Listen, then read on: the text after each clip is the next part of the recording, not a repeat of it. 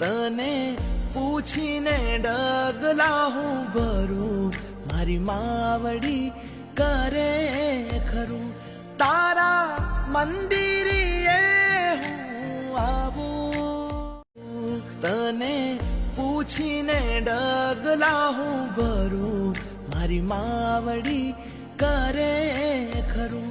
તારા મંદિરે હું આવું, તને પૂછીને ડગલા હું ભરું, મારી માવડી કરે ખરું.